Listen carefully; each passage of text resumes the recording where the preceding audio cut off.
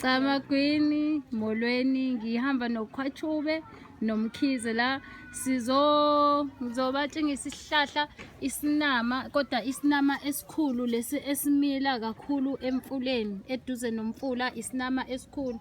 Angithi uyayizwa Khwachube lento le mowuyithinta iyanamathela.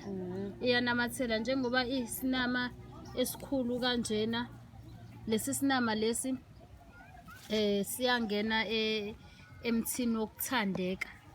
Asithi unezitha eziningi wena, abantu abasakufuni noma kwisithandwa sakho, uyakwazi ukuthi uhlanganise neminye imithi ugqume ngawo. Kodwa ke akufanele ukuthi usebenzise imithi le strong kakhulu uma uzosebenzisa ngendlela yokugquma.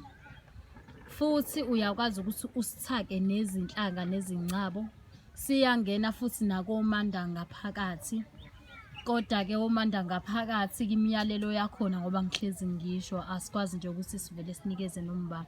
Isinama esikhulu khona nesinama esincane. Mase sikhulile ke kakhulu ubona siba nezinto lezi enamathelayo engazi usizobhontshisana abancane. Isinama samanzi, isinama somfula.